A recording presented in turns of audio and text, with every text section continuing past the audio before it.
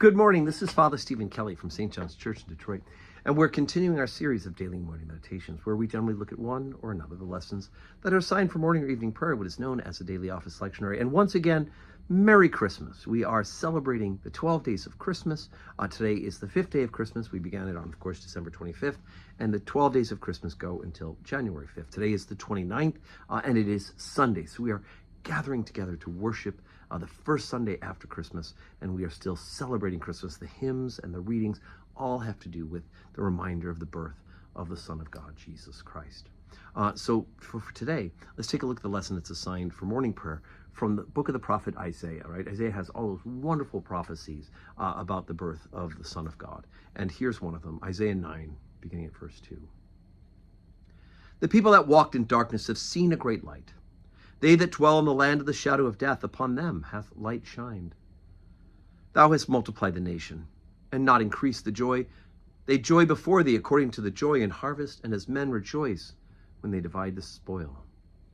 For thou hast broken the yoke of his burden, and the staff of his shoulder, the rod of his oppressor, as in the day of Midian.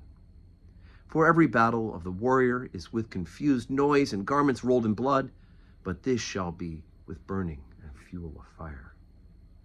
For unto us a child is born, unto us a son is given, and the government shall be upon his shoulder, and his name shall be called Wonderful Counselor, the Mighty God, the Everlasting Father, the Prince of Peace.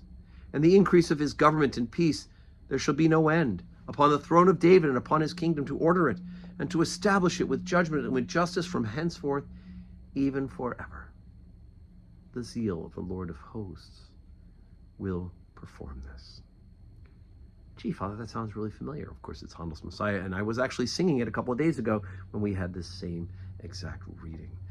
We are hyper-focusing for these 12 days on the 12 days of Christmas, and so we're going to have some repeats in the readings. But you add that to the story that we're going to have at Mass today, where we have the story of the birth of Jesus from Matthew's Gospel, right, at Communion. At Luke's Gospel, we have the story of the angels and the shepherds. We also had on Christmas Day the reading from John, but we also need to hear the story as it comes through the ears of Joseph, that Joseph is the one who receives the word from the angel that his wife is pregnant. And then Matthew has a much more streamlined account of the birth.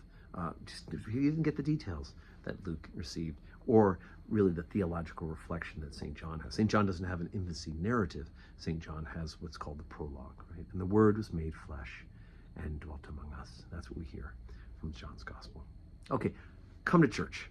Come and worship. Celebrate Christmas. The rest of the world has rushed on headlong into getting ready for Valentine's Day, but it is still Christmas here in the church, so come and celebrate with us. And may God give you a Sunday that is full of blessings.